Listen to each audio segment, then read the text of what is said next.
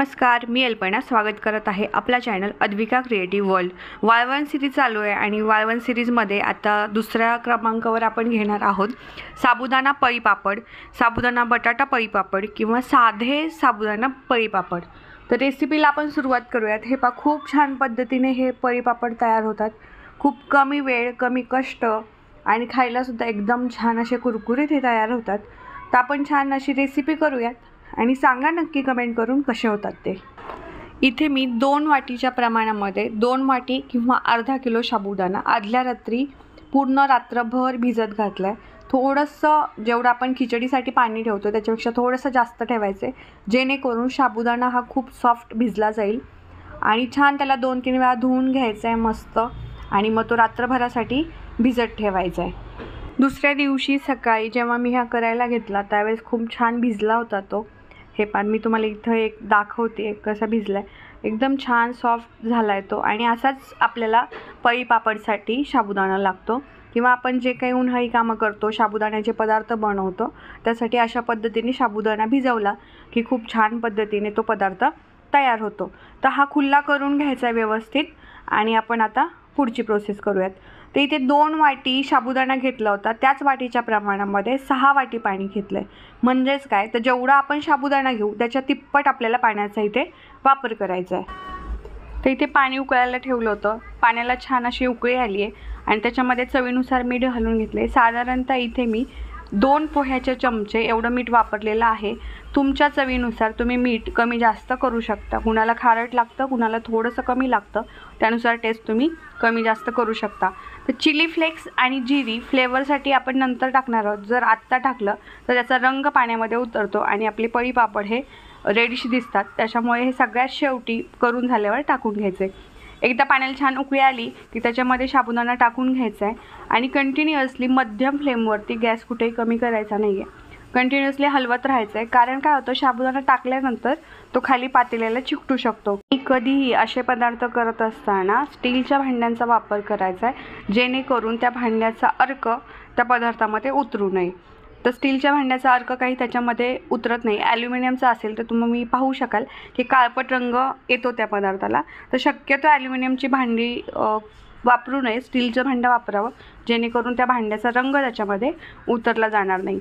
तर इथे पाहाल तुम्ही, साबुदाणा मी कंटिन्युअसली हलवते, त्याच्यामुळे खाली चिकटणार नाही। आपल्याला जवळजवळ 8 ते 9 मिनटं व्यवस्थित शिजवून घ्यायचा आहे। त्याच्यानंतर तो ट्रान्सपरंट व्हायला सुरुवात होते आणि तिथून पुढं तो व्यवस्थित शिजला आणि त्याला घट्टसरपणा येतो, तेव्हा म्हणायचं आपण हे बॅटर पळी पापड करण्यासाठी तयार झालं आहे।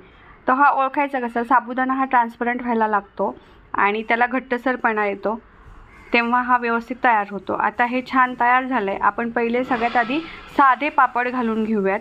हे पहा, याच्यामध्ये कोणताही रंग किंवा चिली फ्लेक्स घातलेला नाही आहे। सगळ्यात आधी फक्त साधे प्लेन आपण साबुदाणा पळी पापड तयार करून घेऊयात आणि त्याच्यानंतर थोडासा चिली फ्लेक्स आणि जिरी घालून घेऊयात, जेणेकरून काहींना तिखट आवडत असेल तर तिखट खातील, नसेल आवडत तर साधे खातील।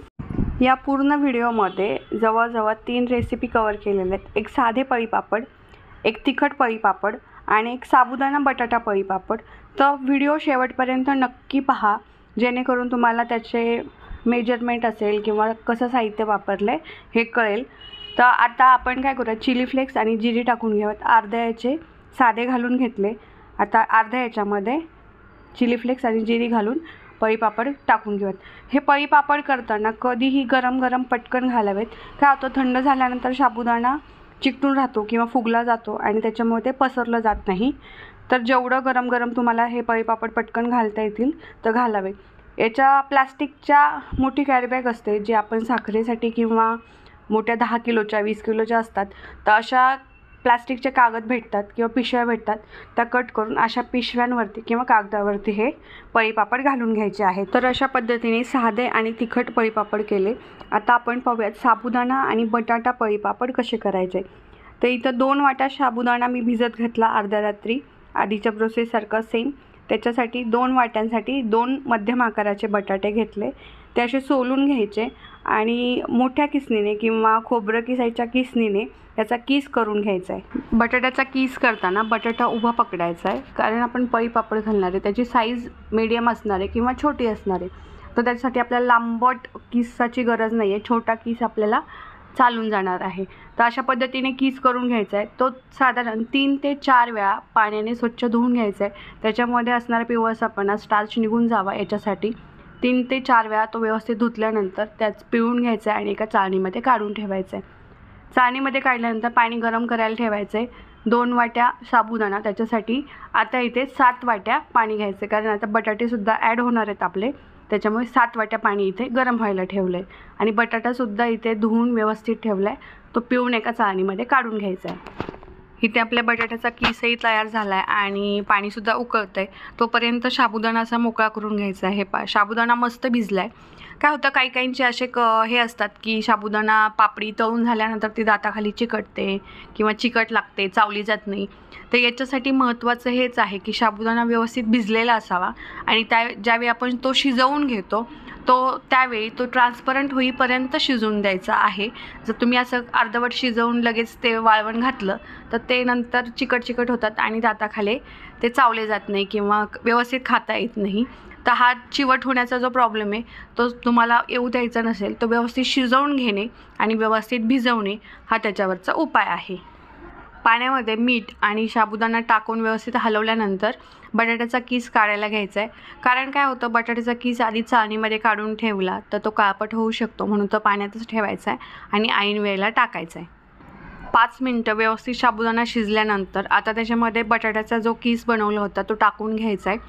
बटाट्याचा कीस आहे ना, हा एका उकळीमध्ये पटकन शिजला जातो, त्याच्यामुळे बटाट्याचा कीस निम्मा साबुदाणा शिजल्यानंतर घालायचा आहे आणि तिथून पुढे एक 5 मिनटं तो व्यवस्थित शिजून द्यायचा आहे आणि त्याच्यानंतर आपले पळीपापड घालून घ्यायचे आहे। जर इथे तुम्हाला साधे करायचे नसतील, तुम्हाला इथं चिली फ्लेक्स आणि जिरी घालायची असेल तर तुम्ही पूर्ण हे शिजून झाल्यानंतर गॅस बंद करायचा आहे आणि त्याच्यामध्ये चिली फ्लेक्स आणि जिरी घालून घ्यायचे आणि त्याच्यानंतर पळीपापड घालून घ्यायचे।